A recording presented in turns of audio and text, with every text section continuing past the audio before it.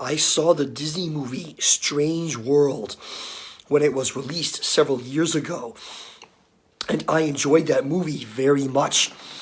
I really liked how it felt like an action-adventure story in the same vein, the same style as Jules Verne, H.G. Wells, Indiana Jones, and so forth. Yes, I definitely enjoyed that aspect of it very much. And I did also notice some symbolism or perhaps social commentary in that film as well.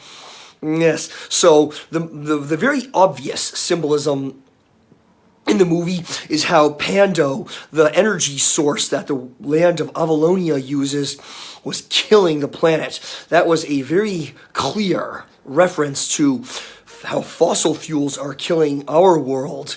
Yes, but there was a more subtle social commentary or symbolism as well in that movie that I also noticed.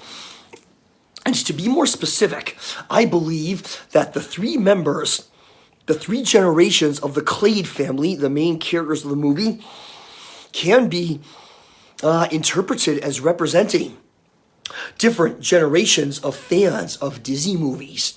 The eldest, the patriarch, Jaeger Clade, could theoretically represent viewers who grew up watching classic Disney movies. The golden era. This would mean people who watched, say, Snow White, Cinderella, Sleeping Beauty, Pinocchio, Dumbo, Bambi, and so forth. Yes, he's the oldest, the most traditional, the one who is least able to change and is most stuck in his ways. Then, Jaeger's son, Searcher Clade, could theoretically represent people, fans who grew up watching the Renaissance era of Disney. This would be The Little Mermaid, Sleeping Beauty, Aladdin, The Lion King, Hunchback of Notre Dame, and so forth.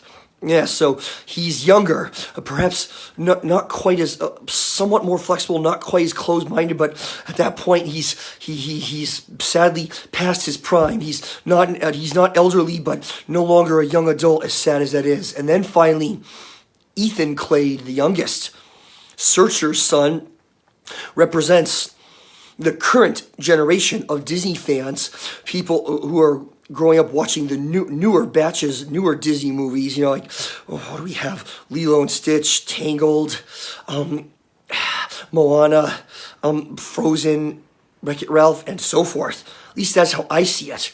And an excellent example of the generational divide, of the contrast between generations, can be seen in the scene in which Ethan explains his board game to his father and grandfather. Both Jaeger and Searcher asked who the main villain of the game was. And Ethan explains that there was no villain. The game focuses on cooperation rather than competition. And I believe that was a very clear reference to how Disney movies have not had traditional villains nearly as frequently as they once did. Yes, like the most recent Disney film to have a traditional villain was Wish with King Magnifico. But prior to King Magnifico, I believe that the last time that a Disney film had a traditional villain was Mother Gothel in Tangled back in 2010. Ooh, wow. So yes, there was, I think the Disney was making a subtle or perhaps not so subtle commentary there, like, how older Disney films and just older fans of fiction in general are still, grew up with stories that had traditional villains who are obviously and unrepentantly evil. But you'll notice that more recent Disney films have not had traditional villains nearly as often as they once did.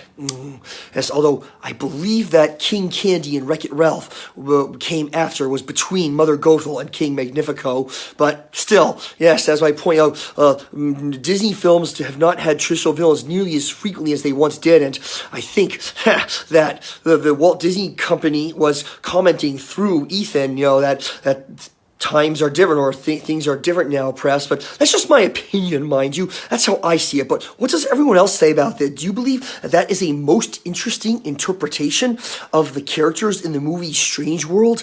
I would be very interested to hear your thoughts on this matter. Thank you very much, everyone.